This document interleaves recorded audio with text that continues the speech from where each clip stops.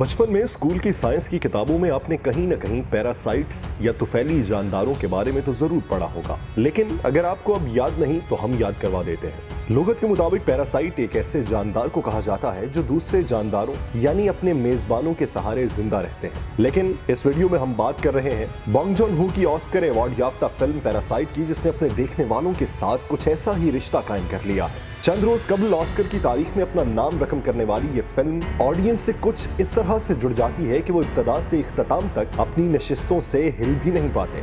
ये फिल्म आपके अंदर एक बीज बो देती है जो बढ़ता जाता है और आप मुस्तरिब होते जाते हैं। ऑस्कर अवार्ड्स में बेहतरीन फिल्म का एजाज हासिल करने से पहले ही पैरासाइट की ऑस्कर कामयाबी की पेशगोइयां की जा रही थी। अगर आप समझ रहे हैं कि ये कोई साइंस फिक्शन या फिर किसी हकीकी तुफैली जानदार पर मबनी फिल्म है तो आप बिल्कुल गलत सोच रहे हैं। इस फिल्म की कहानी क्या है ये हम आपको बताएंगे इस वीडियो में। आप देख रहे हैं नुक्ता, जिसके साथ मैं हूं यासिर रशीद चौधरी। हमारी इस वीडियो को मुकम्मल देखिए।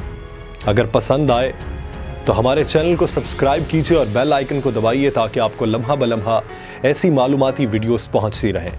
बसूरत दीगर हमें अपनी राय से आगाह कीजिए।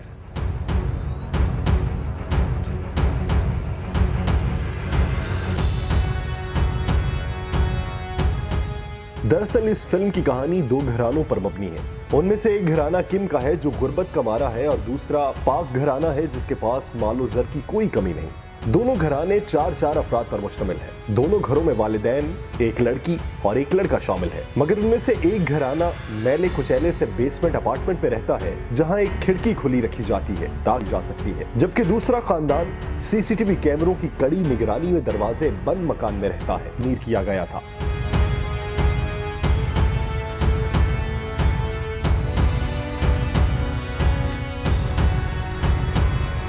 और टीचर जाहिर करता है और वो पाक खानदान की फनकाराना सलाहियत के मालिक लेकिन ज़हनी तौर पर परेशान छोटे लड़के सॉन्ग के साथ काम करना शुरू कर देती है। आगे चलकर किम घराने की वालिदा को घर पर मुलाजमा रख लिया जाता है और वालिद को ड्राइवर की नौकरी दे दी जाती है। कहानी उस वक्त एक बदसूरत मोड़ लेती है जब किम घराने के सारे अफराद का मुकद्दर बदलने लगता है और उन सबको पाक खानदान के घर पर मुलाजमतें मिल जाती हैं। लेकिन जब पाक खानदान के यहाँ काम करने के लिए वो अपनी असली शख्सियत जाहिर नहीं करते तब वो न सिर्फ अपनी शनाख्त और हकीकी नामों से महरूम कर दिए जाते हैं बल्कि उनसे उनकी इंसानियत भी छीन ली जाती है। फिल्म पैरासाइट की कहानी दरअसल तबकात और अदम मसावात पर मबनी है। इस फिल्म में दिखाया गया है कि पाक खानदान जैसे अमीर लोग गरीबों को किस नजर से देखते हैं। ये जून-हो की तहरीर और हिदायतकारी का ही कमाल है कि हम किम घराने के अफराद को पाक खानदान के जाविया नजर से देखना बल्कि महसूस करना शुरू कर देते हैं। जब आप इस फिल्म को देखने बैठेंगे तो जून-हो की दिलचस्प दास्तान गोई